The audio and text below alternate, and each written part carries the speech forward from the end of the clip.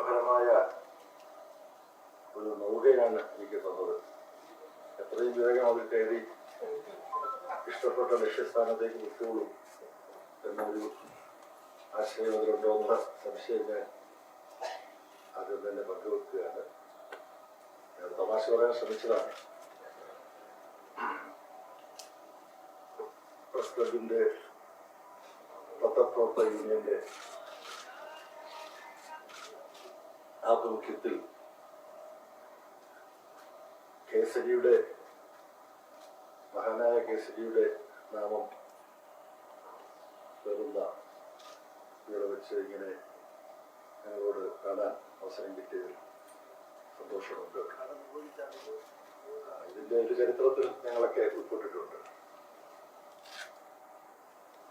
ഇവിടെ എന്നെ കുറിച്ച് സുജനമര്യാദ മുൻനിർത്തി ആമുഖമായി കുറെ കാര്യങ്ങൾ പറഞ്ഞു. അതിൽ എല്ലാം എനിക്ക് അർഹമായതാണോ എന്ന് ന്യായമായ സംശയം എനിക്കുണ്ട്. ഇത്തരം സന്ദർഭങ്ങളിൽ അപദാനങ്ങൾ ഉണ്ടാവും.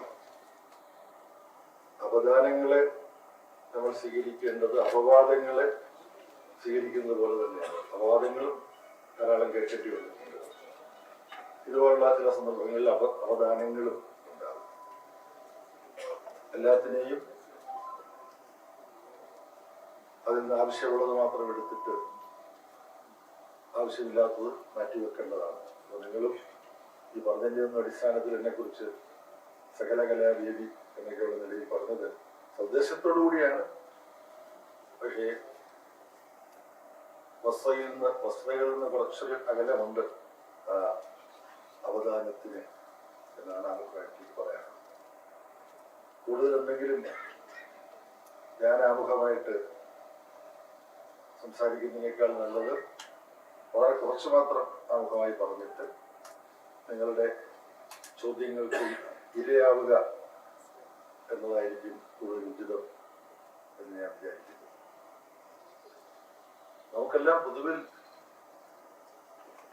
കേരളത്തിൽ ജീവിക്കുകയും പ്രവർത്തിക്കുകയും ചെയ്യുന്നവരെ സംബന്ധിച്ചിടത്തോളം വിശേഷിച്ചും ഇപ്പൊ മനസ്സിലാക്കാൻ കഴിയുന്നൊരു കാര്യം, നമ്മളെ വളരെ ഉത്കണ്ഠപ്പെടുത്തുന്ന വിധത്തിൽ നമ്മുടെ സമൂഹം മാറിക്കൊണ്ടിരിക്കുകയാണ്.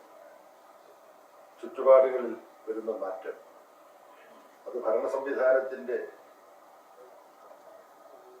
ഫാസിസ്റ്റ് സ്വഭാവമുള്ള RSSന്റെ നിയന്ത്രണത്തിൽ പ്രവർത്തിക്കുന്ന കേന്ദ്ര ഭരണകൂടത്തിന്റെ പ്രവർത്തനങ്ങൾ യാതൊരു നിയമവും മര്യാദയും ഒന്നും ഞങ്ങൾക്ക് ബാധകമല്ല എന്ന മട്ടിൽ കേന്ദ്ര ഗവൺമെന്റ് പ്രവർത്തിച്ചുകൊണ്ടിരിക്കുകയാണ്. ഇത് ശരിവെക്കുന്ന സുപ്രീം കോടതിയുടെ ഒരു നിരീക്ഷണം ഇന്ന് പുറത്തു വന്നത് നമ്മുടെ എല്ലാം മുമ്പിലുണ്ട്. തമിഴ്നാട് ഗവർണർ അത് സംഘപരിവാറിന്റെ രാഷ്ട്രീയ താല്പര്യം സംരക്ഷിക്കുന്നവരെ പോലെയാണ് പല ഗവർണർമാരും കുറച്ചു കാലമായി പെരുമാറിക്കൊണ്ടിരിക്കുന്നത്.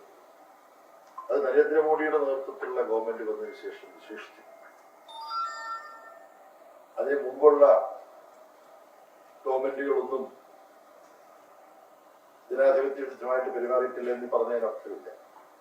കേരള പിറവിക്ക് ശേഷം 57-ൽ EMS ഗവൺമെന്റ് ഇവിടെ ഭരിച്ചുകൊണ്ടിരിക്കുമ്പോൾ, നിയമസഭയിലുള്ള ഭൂരിപക്ഷം നിലനിൽക്കുമ്പോൾ കേരളത്തിൽ ക്രമസമാധാനം മുഴുവൻ തകർന്ന് താറുമാറായിരിക്കുന്നു എന്ന് പറഞ്ഞുകൊണ്ട് നിയമസഭയിൽ ഭൂരിപക്ഷം ഉണ്ടായിരുന്ന EMS ഗവൺമെന്റിനെ പിരിച്ചുവിടാനുള്ള റിപ്പോർട്ട് കൊടുത്തതും കേരളത്തിൽ നിന്നൊരു ഗവർണറായിരുന്നു. അപ്പൊ ഗവർണർമാരുടെ ദുരുപയോഗം മുമ്പ് നടന്നിട്ടുണ്ട്. പക്ഷെ BJP ഭരണത്തിന് കീഴിൽ എല്ലാ സീമകളും ലംഘിച്ചുകൊണ്ടാണ്. അത് കോടതികൾ പൊതുവിൽ നിസ്സംഗമായി നോക്കി നിൽക്കുന്ന ദയനീയമായ അവസ്ഥയും ഉണ്ടായിട്ടുണ്ട്. കോടതികൾ അങ്ങനെ നിന്നില്ല. കാരണം ഇന്ത്യൻ ഭരണഘടനയെ തന്നെ വ്യാഖ്യാനിക്കാൻ അവകാശമുള്ളത് സുപ്രീം കോടതിക്കാണ്. ഭരണഘടനയെ സംരക്ഷിക്കേണ്ട ഉത്തരവാദിത്വം ഹൈക്കോടതികൾ മുതൽ എല്ലാ കോടതികൾക്കും ഉണ്ട്. ഹൈക്കോടതികൾക്കും സുപ്രീം കോടതി. അപ്പം അതുകൊണ്ടൊരു കോടതികളുടെ പെരുമാറ്റത്തിലുള്ള പോരായ്മകളെ കുറിച്ച് ഞാൻ കൂടുതൽ പറയുന്നില്ല. പോരായ്മകളാണ് സമീപകാലത്ത് നമ്മൾ അധികം കേട്ടുകൊണ്ടിരുന്നത്.